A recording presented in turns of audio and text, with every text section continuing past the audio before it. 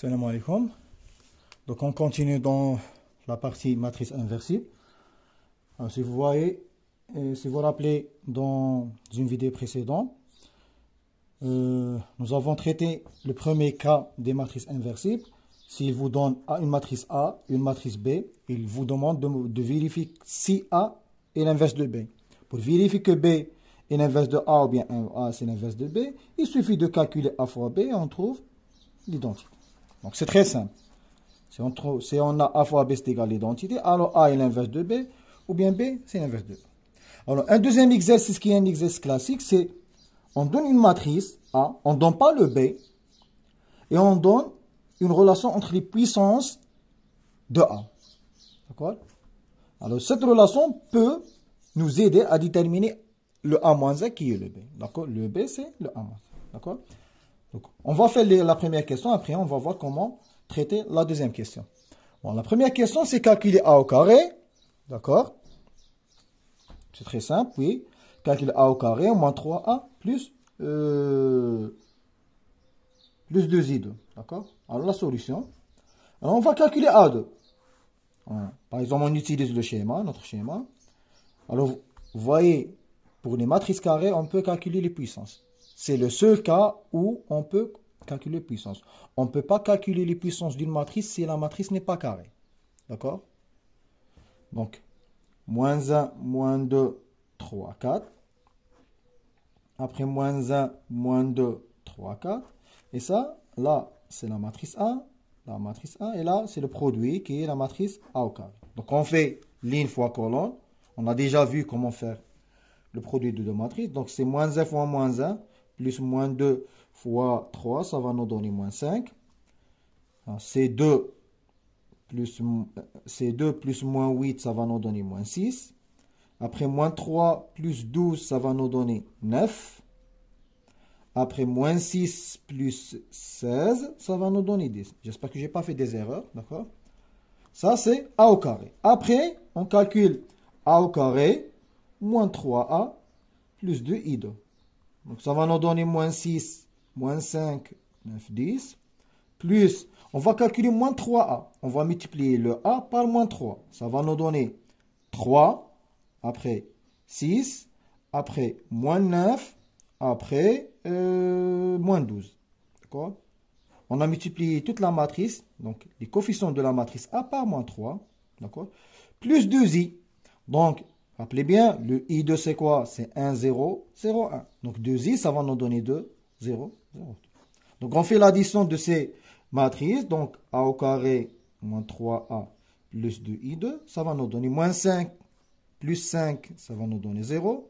Après moins 6 plus 0, ça va nous donner 0. Et ainsi de suite. Donc on trouve la matrice nulle.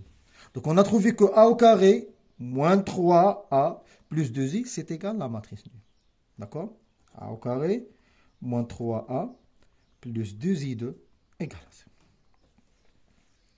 0. Alors, la deuxième question, on déduit que A est inversible et déterminer A-1. Alors, comment déduire qu'A est inversible? D'après la première question, nous avons une seule relation. La seule relation qui relie les matrices, c'est bien A au carré, moins 3A, plus 2i2, égale à 0. Nous avons cette matrice. On déduit que A est inversible et déterminé A-1. Alors, A inversible, rappel, si seulement si, il existe un B de même taille que A, puisque A est une matrice de 2, donc B est une matrice de 2, tel que A fois B égale B fois A égale I2.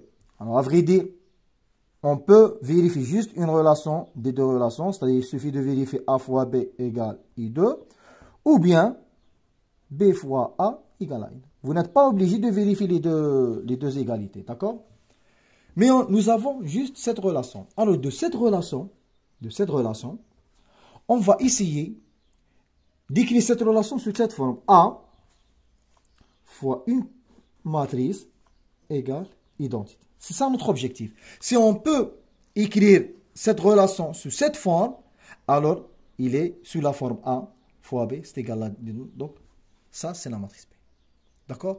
C'est ça l'idée pour déterminer l'inverse de A. Si on a les puissances successives, d'accord? Égal à 0, on a l'identité. Alors, on essaye de tirer le A de cette relation et tirer le I. Nous avons le I, nous avons le A. Si on n'a pas les puissances de A, ou on n'a pas le I, là, on ne peut pas travailler avec cette méthode, d'accord? Donc, de cette relation, on veut tirer le A, le I plutôt. Nous avons le I, donc, on va mettre là, donc ça va nous donner A au carré, moins 3A égale moins 2I2. Donc, comment tirer le I2? Il suffit d'éliminer le moins 2. Donc, pour éliminer le moins 2, il suffit de diviser ou bien de multiplier par moins 1 sur 2. Donc, on va multiplier les deux côtés par moins 2. Donc, on va noter 1. 1, c'est équivalent. Moins 1 demi, A au carré, moins 3A, égale I2. Et vous voyez, le I2 figure là. Très bien. Donc, il nous reste le A. Parce que nous avons 1 fois une quantité, c'est égal à l'identité. A fois une quantité, c'est égal à l'identité. Nous avons l'identité. Maintenant, comment tirer le A de cette valeur? D'accord? Alors, faites attention. On tire le A. Il nous reste quoi? Il nous reste moins 1 demi. Là, il nous reste A. Mais là, ce qui est important, il ne nous reste pas le 3. Parce qu'on ne peut pas faire la somme de la matrice A qui est de 2 avec le 3 qui est un réel. Rappelez bien, pour faire la somme de deux matrices, il faut que ces deux matrices sont de même type. Alors, si vous tirez le A, qu'est-ce qu'il vous reste là? Il vous reste l'élément naître pour le produit. Il vous reste donc, c'est I2. Faites attention. Puisqu'on peut écrire toujours le A, c'est A fois I2. Donc, lorsqu'on tire le A des puissances, donc on diminue la puissance. Mais si on a une constante fois A, lorsqu'on tire le A, il reste là l'identité. D'accord? Il reste l'identité. C'est égal à I2. Donc, vous voyez que cette écriture, c'est équivalent à l'écriture A fois une matrice égale l'identité. Et ça, c'est exactement la définition de A inversible. A inversible, s'il existe une matrice B, telle que A fois B, c'est égal à l'identité. Vous n'êtes pas obligé de vérifier cette quantité. B fois A, c'est égal à l'identité. Donc, en posant par exemple, B, c'est égal à moins 1 demi de A moins 3I2. Donc, on peut calculer cette quantité, c'est très simple. Donc, on peut le calculer. Donc, faites chez vous. D'accord? Et on dit donc, il existe une matrice B, appartient à M2 de R, c'est une matrice carrée d'ordre 2, parce que ça, la matrice A, c'est une matrice d'ordre 2. L'identité, c'est une matrice d'ordre 2. Donc, la somme, matrice d'ordre 2, fois moins 1 demi, c'est une matrice d'ordre 2, telle que A fois B égale l'identité. Et ça, vous voyez, avec B, c'est égal à ça. Donc, c'est exactement la définition d'une matrice A inversible. Donc, A est inversible et A moins 1, c'est tout simplement B, c'est moins 1 demi, A moins 3i. D'accord? Ça, c'est un exercice classique pour déterminer l'inverse de A. Alors, pour déterminer l'inverse de A, on a vu dans les vidéos précédentes, il nous donne le A et le B. Il vous demande de vérifier que B est l'inverse de A. Donc, il suffit de calculer A fois B, on trouve l'identité. Deuxième type d'exercice, il vous donne une relation entre les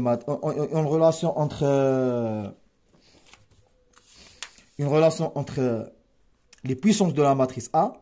Et il vous demande de montrer que A est inversible et déterminé à moins 1. Alors, qu'est-ce qu'on fait là? On tire, on met à droite le I. Et la partie qui reste, on tire le A en facteur. Lorsqu'on tire le A en facteur, faites attention. Lorsqu'on tire le A, là, il ne reste pas juste le 3, mais il nous reste le 3 fois I2. Sinon, on ne peut pas faire la somme là. Si vous écrivez ça, alors ça n'a pas de sens. Parce que c'est une matrice de 2, c'est une matrice 1, 1. Donc, on ne peut pas faire la soustraction ni la somme. Donc, il faut ajouter le I2. D'accord? Donc, on trouve A. fois la matrice B, qui est égale à l'identité. Donc A est inversible et la matrice inversible, c'est tout ce qui est entre parenthèses. D'accord?